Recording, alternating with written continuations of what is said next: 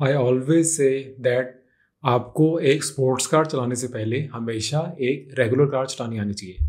That is अगर आपने intraday trading करनी है उससे पहले आप पोजिशनल या स्विंग ट्रेडिंग में आपको थोड़ा बहुत प्रॉफिट आना चाहिए, आपको उसकी थोड़ी एक्सपर्टीज होनी चाहिए, तो उसके बाद आप इंट्राडे में जा सकते हो। बट इस वीडियो के अंदर हम डिस्कस करेंगे 6 ऐसे रूल्स जो आपको इंट्राडे में बहुत हेल्प करते हैं एंड जिसको जाने बिना आपको इंट्राडे स्टार्ट भी नहीं करनी चाहिए।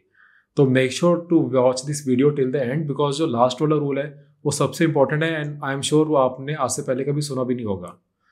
तो सबसे फर्स्ट रूल है that is never trade without a stop loss. अगर तो आप मार्केट को हर सेकंड देख सकते हो तो ठीक है।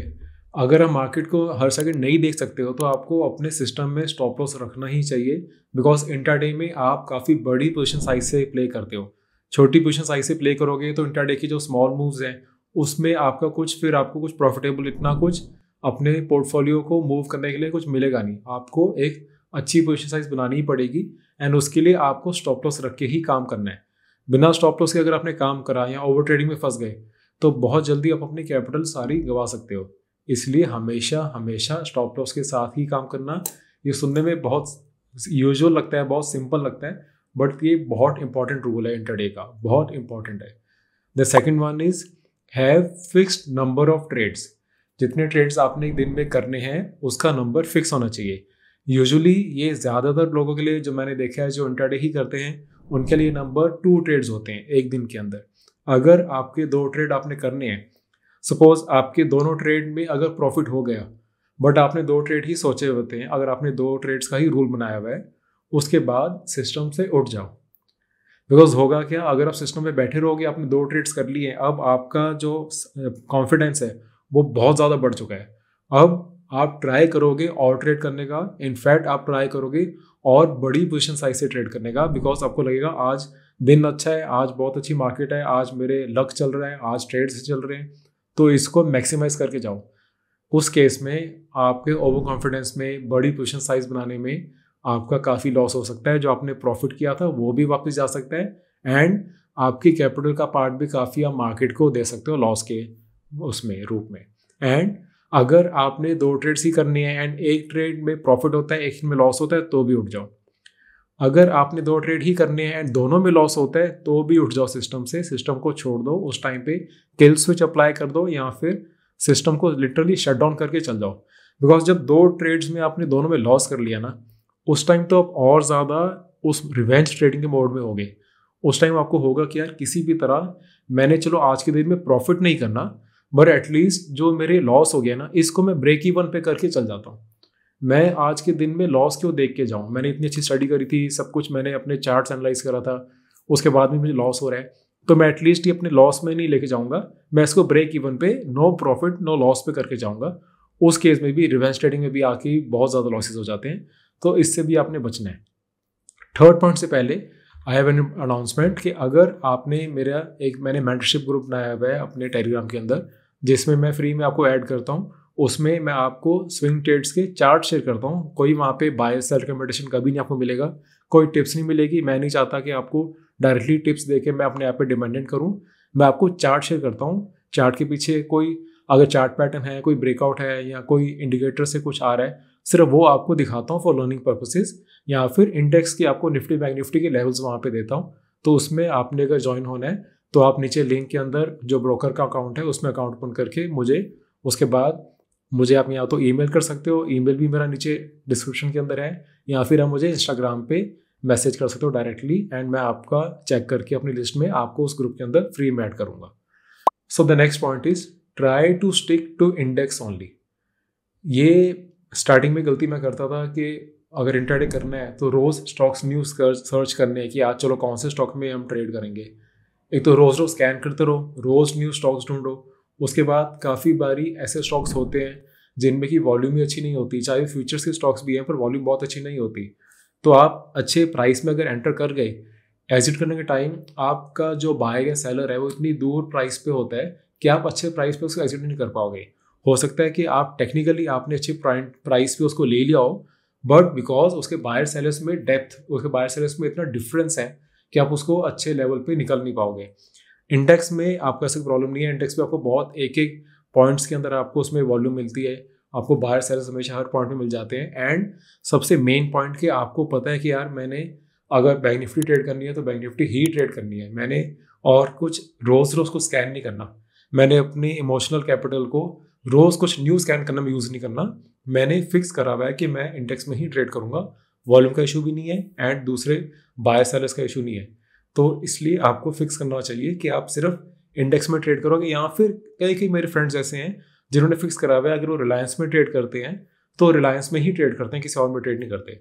तो यहाँ तो आपका जो स्टॉक से यूनिवर्स है वो बहुत छोटा है एंड वो उसकी वॉल्यूम्स बहुत अच्छी है, उसमें कभी भी आपको बाइंग सेलिंग में डिफरेंस नहीं आएगा, या फिर उससे भी सेफ है कि आप इंडेक्स में ही ट्रेड करो। बट यस, आपको ट्रेडिंग अच्छे से आनी चाहिए। अगेन मैंने जैसे कहा, आपको स्विंग पोजीशन पहले आनी चाहिए। एक बार आपको थोड़ा इजी डिसीजन लेना आते हो तो आप क्विक डिसीजन लेने भी आपको अच्छे से आएंगे। आपके बेसिक्स पहले लॉन्ग टर्म में थोड़े क्लियर हो जाएंगे तो आपको इंट्राडे में हेल्प होगी आगे जाके। Fourth point is don't look at the news और सोशल मीडिया। अगर आप इंट्राडे ट्रेड कर रहे हो एटलीस्ट मार्केट आवर्स के टाइम पे, उस टाइम पे सोशल मीडिया को टच मत करो। आप सीरियस बिजनेस कर रहे हो, उस टाइम पे आप अपने आप को कंफ्यूज नहीं होना देना चाहते। अगर आप रैंडम टेलीग्राम ग्रुप्स में हो जिसमें कि टिप्स दी जाती है, उसके अंदर नहीं होना चाहिए। अगर आप जैसे कोई लर्निंग वाले ग्रुप में हो, उसको आप वंस अ डे देख रहे हो, वो ठीक है।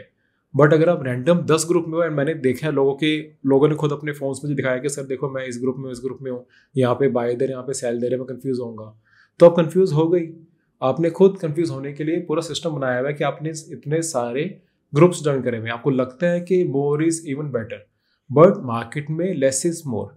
जितने कम आप अपने आप को नॉइस दोगे, जितना आप अपने आप को फोकस रखोगे, उतने अच्छे आपके ट्रेड्स होंगे, उतने अच्छा आपका प्रॉफिट होगा।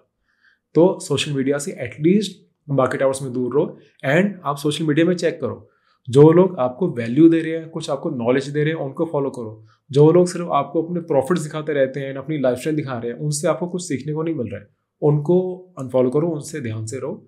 नॉलेज वाले लोगों को फॉलो करते रहो, उसमें कोई इशू नहीं है। Next point is you should know way to exit before entering a trade. तो इंटरडे के अंदर तो आपने वैसे ही क्विक डिसीजन लेने हैं। अगर आपकी एंट्री करी आपने एंड आप देख रहे हो कि यहाँ पे एक रेजिस्टेंस है, वहाँ पे मैं अपना प्रॉफिट बुक करूँगा, तो पहले से ही वो वाला जो लेवल है वो मार्क करके रखो कि यहाँ पे मैंने एग्जिट करना है। वो एक रेजिस्टेंस हो सकता है, वो एक स्विंग हाई हो सकता है, वो आपका या पेवट का कोई पॉइंट हो सकता है, रेजिस्टेंस का पॉइंट हो सकता है, या फिर अगर आप ट्रेल करते हो अपने प्रॉफिट्स को तो आपकी मूविंग एवरेज हो सकती है, MACD हो सकती है, सुपर ट्रेंड हो सकती है, VWAP हो सकता है, जो भी आप फॉलो कर रहे हो। बट आपको पता होना चाहिए कि यार अगर मैंने एंट्री यहाँ पे करी है तो मेरा एग्जिट कहाँ पे होना चाहिए, वो आपको पहले पता होना चाहिए। इंट्राडे में एक बारी आप पोजीशन ले लेते हो, एक बारी आपका प्रॉफिट लॉस तेज चल रहा है, उस टाइम पे आपने डिसीजन नहीं लेना। उस टाइम पे डिसीजन जो भी लेते हैं वो गलत होते हैं। पहले से डिसीजन लिया होता है तो बस उसको एग्जीक्यूट करना होता है, वो ज़्यादा हमेशा ठीक रहता है आपके लिए। Last and most important point जिसके बारे में लोग पता नहीं क्यों बात नहीं करते हैं, that is don't trade with your full capital. Intraday के अंदर लोग फुल कैपिटल क्या, लोग तो लेवरेज ले लेके ट्रेड कर रहे थे। उन्हें लगता है कि उनकी कैपिटल कम है तो लेवरेज लेते हैं। आजकल चलो ठीक है लेवरेज कम मिलती है, पहले लेवरेज भी काफ़ी ज़्यादा मिलता था, तो लोग बहुत ज़्यादा लेवरेज लेते थे। वो कैलकुलेशन कर लेते थे कि यार अगर प्रॉफिट आ गया तो इतना ज़्यादा अच्छा प्रॉफिट हो जाएगा, मैंने इतनी लेवरेज ली है, मल्टीप्लाइड बाय इतना हो जाएगा, प्रॉफिट बहुत बड़ा हो जाएगा, मेरी कैपिटल एक दिन में कितनी ज़्यादा बढ़ जाएगी। बट लॉस के सिचुएशन में भी सेम ही होता है। इनफैक्ट जब आप लेवरेज लेके ट्रेड कर रहे हो, जब आप ज़्यादा बड़ी पोजीशन साइज से ट्रेड कर रहे हो, उस टाइम पे आप यूजुअली पैनिक कर जाओगे, आप ट्रेड को अच्छे से हैंडल नहीं कर पाओगे एंड लॉस भी आपका काफ़ी बड़ा हो जाएगा। एक ही बड़ा लॉस आपकी कैपिटल को में बहुत बड़ा डेंट डाल सकता है। एक ही बड़ा लॉस आपका कॉन्फिडेंस पूरा हिला सकता है। एंड एक बारी एक बड़ा लॉस हो गया, उस जो आपको शॉक से ना काफ़ी बारी निकलने में बहुत टाइम लग जाता है। लोग दोबारा से काफ़ी बारी ट्रेड उस कॉन्फिडेंस से कर ही नहीं पाते हैं, काफ़ी महीने बाद, काफ़ी साल बाद भी नहीं कर पाते हैं, एक वो बड़ा लॉस जब लग जाता है। तो आपने हमेशा हमेशा अपने आप को उस एक बड़े ड्रॉडाउन से, उस एक बड़े लॉस वाले डे से हमेशा अपने आप को प्रोटेक्ट करना है, हमेशा अपने आप को बचा कर रखना है। आप यहाँ पे पिच पे जितना टाइम रहोगे उतने अच्छा आप स्कोर कर पाओगे। अगर पहली बॉल में आउट हो गए 6 मारने के चक्कर में, तो आप जितना मर्जी उसके बाद में सीख लो पर आपकी दोबारा बैटिंग नहीं आएगी। तो आपने कैपिटल को प्रिजर्व हमेशा करना सीखना है।